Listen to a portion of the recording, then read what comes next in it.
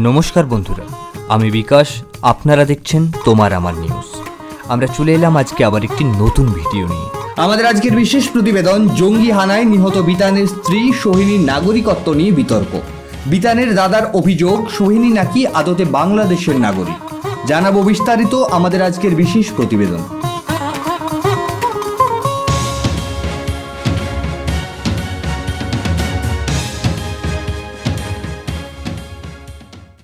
মাত্র 3 দিন আগে জম্মু কাশ্মীরের পেহেলগাঁওয়ে জঙ্গি হানায় শহীদ হন আইটি কর্মী বিতান অধিকারী। মাত্র 3 দিন আগে জম্মু কাশ্মীরের পেহেলগাঁওয়ে জঙ্গি হানায় শহীদ হন আইটি কর্মী বিতান অধিকারী। তার মৃত্যুতে গোটা দেশ শোকস্তব্ধ। স্বামীকে হারিয়ে শোকে ভেঙে পড়েছেন স্ত্রী সোহিনী অধিকারী। কলকাতায় ফিরে এসেছেন তিনি, সঙ্গে তার 3 বছরের পুত্র হৃদান। কিন্তু এই শোকের মধ্যেও সোহিনীকে ঘিরে শুরু হয়েছে একের পর এক বিতর্ক।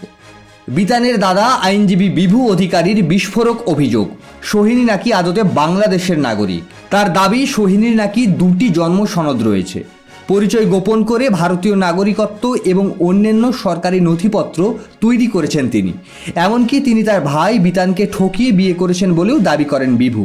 তার আরও দাবি সোহিনীর মা ভারতী রায় বর্তমানে বাংলাদেশে রয়েছেন এবং তাঁদের নামে জালিয়াতির মামলাও চলছে। অন্যদিকে সোহিনীর দাদার সাফ বক্তব্য, এই সব অভিযোগ মিথ্যে। অন্যদিকে সোহিনীর দাদার সাফ কথা, সব অভিযোগ মিথ্যে। বিভু উদ্দেশ্য প্রণীতভাবে চরিত্র হননের চেষ্টা করছে। এই ঘটনার মধ্যে রাজনীতিও ঢুকে পড়েছে। কলকাতা বিমানবন্দরে সোহিনী যখন নামেন তখন উপস্থিত ছিলেন মন্ত্রী বিধায়ক থেকে বিরোধী দলনেতা শুভেন্দু অধিকারীও। সোহিনী অভিযোগ করেন তার স্বামীকে হিন্দু বলেই হত্যা করেছে জঙ্গিরা। শুভেন্দু তার পাশে থাকার আশ্বাস দেন। বিতানের মৃত্যুর পর সরকার যদি ক্ষতিপূরণ দেয় তাহলে তা সোহিনীর পাওয়ার অধিকার আছে কিনা তা নিয়ে প্রশ্ন তুলেছেন বিভু। তার দাবি, সোহিনী নাগরিক নন, তাহলে ক্ষতিপূরণ পাওয়ার অধিকার আসছে কোথা থেকে? এছাড়াও বিতানের নামে ক্রাউড ফান্ডিংয়ে সোহিনীর নাম বেনিফিশিয়ারি হিসেবে থাকায় প্রশ্ন তুলেছেন বিতানের পরিবার। বর্তমানে সোহিনী মানসিক ও শারীরিকভাবে ভেঙে পড়েছেন। এখন প্রশ্ন একটাই, এই বিতর্কের মীমাংসা কোথায়? নাগরিকত্ব, সম্পত্তি, ক্ষতিপূরণ, সব প্রশ্নের উত্তর কি মিলবে, নাকি শহীদের স্ত্রী হয়ে শোকের মাঝে সোহিনীকে একাই লড়তে হবে? সম্পূর্ণ প্রতিবেদনটি নিয়ে আপনার কি মনে হয় কমেন্ট করে জানাতে ভুলবেন না। আমাদের আজকে দ্বিতীয় বিশেষ প্রতিবেদন, ক্রাইমিয়া থাকবে রাশিয়ার দখলেই। চাঞ্চল্যকর দাবি করলেন আমেরিকার প্রেসিডেন্ট ডোনাল্ড ট্রাম্প।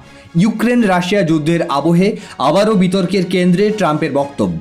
জানাবো বিস্তারিত আমাদের আজকে দ্বিতীয় বিশেষ প্রতিবেদনে। 2014 সালে রুশ সেনা ঝটিকা হামলা চালিয়ে দখল করে নেয় দক্ষিণ ইউক্রেনের ক্রাইমিয়া উপদ্বীপ। কিছুটা সামান্য সংঘর্ষ আর এক বিতর্কিত গণভোটের মাধ্যমে রাশিয়া অন্তর্ভুক্ত করে নেয় কৃষ্ণ সাগরের এই গুরুত্বপূর্ণ অঞ্চল। এখন ট্রাম্প সরাসরি জানিয়ে দিলেন ক্রাইমিয়া রাশিয়ার দখলেই থাকবে। টাইম ম্যাগাজিনকে দেওয়া একটি সাক্ষাৎকারে ট্রাম্প বলেন, ক্রাইমিয়ার মানুষ মূলত রুশ ভাষায় কথা বলেন। বহু বছর ধরে সেখানে রাশিয়ার ডুবোজাহাজ ঘাঁটি গেড়ে রেখেছে। তিনি এখানেই থামেননি, তিনি আরও বলেন, আমি মনে করি না ইউক্রেন কখনো ন্যাটোতে যোগ দিতে পারবে। ট্রাম্পের মতে ইউক্রেনের এই দাবি যুদ্ধের মূল কারণ। জেলেনস্কির নেতৃত্বে ইউক্রেন রাশিয়ার বিরুদ্ধে যুদ্ধ বাঁধিয়ে লক্ষ লক্ষ প্রাণ হারিয়েছে। এই মর্মে কড়া আক্রমণ করেছেন ট্রাম্প। সামরিক দৃষ্টিকোণে ক্রাইমিয়া অত্যন্ত গুরুত্বপূর্ণ। সেখানকার সেবাস্তিপোল বন্দর, যা শীতেও সচল থাকে, রাশিয়ার জন্য এটি এক অমূল্য সম্পদ। তাই যুদ্ধের শুরু থেকেই ক্রাইমিয়াকে নিশানা করেছে ইউক্রেন বাহিনী। 2023 সালে এক বড় ক্ষেপণাস্ত্র হামলা চালিয়ে ধ্বংস করা হয় রুশ বাহিনীর তেলের ভাণ্ডার। কিন্তু এত কিছুর পরেও এখন পর্যন্ত ইউক্রেন ক্রাইমিয়াকে পুনর্দখল করতে পারেনি। আর এই অবস্থাতেই ট্রাম্পের মন্তব্য, ক্রাইমিয়া রাশিয়ার দখলেই থাকবে। এই মন্তব্যের পর আন্তর্জাতিক রাজনীতিতে নতুন বিতর্কের জন্ম দিয়েছে আমেরিকার প্রেসিডেন্ট ডোনাল্ড ট্রাম্প। ইউক্রেনের ভবিষ্যৎ এবং ন্যাটোতে যোগদানের আশা দুটোই কি শেষ হয়ে যাচ্ছে এই ঘোষণার পর? সম্পূর্ণ প্রতিবেদনটি নিয়ে আপনার কি মনে হয় কমেন্ট করে জানাতে ভুলবেন না। আমরা আগামীকাল আসছি আবার একটি নতুন ভিডিও নিয়ে। ততক্ষণ পর্যন্ত ভালো থাকুন, সুস্থ থাকুন।